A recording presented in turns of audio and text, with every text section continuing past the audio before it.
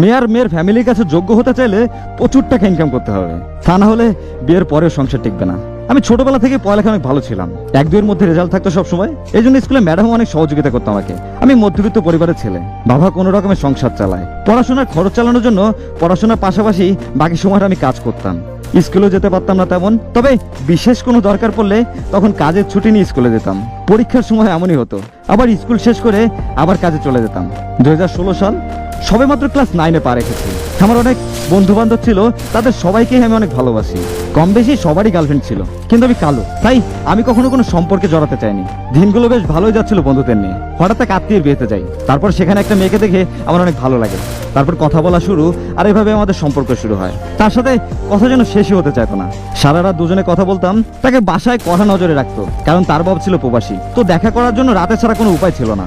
ও যখন যেটা চাইতো সেটাই করতাম, আর আমি ওকে প্রচন্ড পরিমাণে ভালোবাসতাম। আমার বাসা থেকে ওদের বাসা প্রায় 20 কিলোমিটার দূরে। হঠাৎ একদিন তার মা জানতে পারে আমাদের বিষয়টা এবং ওর বিয়ে ঠিক করে। ফোন কেড়ে নেয়। প্রায় 10 দিন ধরে তার কোনো খবর পাই নাই।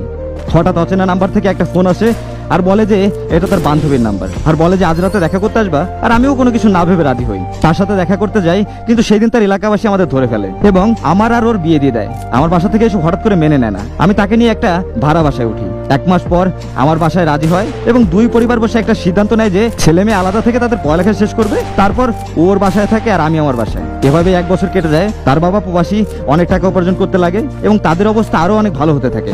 এবং তার মা তাকে আমায় ছেড়ে দিতে বলে, বারবার তাকে জোর করে, আর যখনই সে রাজি হয় না তখন তাকে বাসা থেকে বের করে দেয়। তারপর আমি তাকে আমাদের বাসায় নিয়ে আসি। একদিন হঠাৎ তার মা আমাদের বাসায় আসে, ধরে নিয়ে যেতে চায়। সেও যেতে চায়, তার নাকি এখানে আর ভালো লাগে না। তার মা নাকি এখন তাকে অনেক সুন্দর ও ভালো ছেলের কাছে বিয়ে দেবে, যার অনেক টাকা আছে। এইসব বলে তাকে নিয়ে যায়। বাসায় গিয়ে তালাকের কাগজ পাঠিয়ে দেয়। তার চলে যাওয়াটা আমি আসলে বিশ্বাস করতে পারতেছিলাম না। আমি অনেক যোগাযোগ করার চেষ্টা করছি, দেখা করার চেষ্টা করছি, কিন্তু কিছুতেই লাভ হয় নাই। বরং ও অনেক গালাগালি করতো, অপমান করতো। তবু আমি ভাবতাম যে সে একদিন না একদিন ফিরে আসবে, কিন্তু তার বিয়ে হয়ে যায়। পড়াশোনার হয় না, পার্ট টাইম যে কাজটা করতাম তা এখন ফুল টাইম করি এবং পরিবারের হাল ধরি। আমি যতই বলি কিছু মানুষ না কখনো বুঝতেই চাইবে না।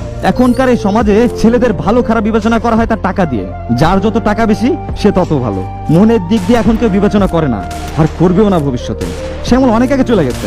এখন শ্বশুর বাড়ির কাছে যোগ্য জামাই হতে হলে বেশি বেশি টাকা থাকতে হবে। আর এতে যদি আপনি লুচ্চাও হন, বা আপনার চরিত্রেও কোনো সমস্যা থাকে, বা আপনি আগে 2-3টা বিয়েও করছেন, তাতেও কিছু যায় আসে না। মানুষ এখন এটা বিশ্বাস করে টাকা দিয়ে সবকিছু সম্ভব। আর আপনি চাইলেও এখন আর এই চিন্তা ভাবনা বদলাতে পারবেন না, পসিবল না। তাদের কাছে এইটাই সঠিক। তাই ভালোবাসা, প্রেম প্রীতি এইসব করে লাভ নাই। দিন শেষে আপনি টাকার কাছে হারিয়ে যাবেন। শূন্য পকেটে পাশে থাকে এমন নারী খুব অভাব ভাই। আর মেয়ের মা বাবা এদের নিয়ে কিছুই বলার নাই। এরাই সভ্য সমাজের অসভ্য জানোয়ার। এরা কখনো কিছুই বুঝবে না। বউ আর শ্বশুর বাড়ি সবার কাছে যোগ্য হতে চাইলে প্রচুর টাকা ইনকাম করতে হবে, তা না হলে বিয়ের পরেও সংসার টিকবে না।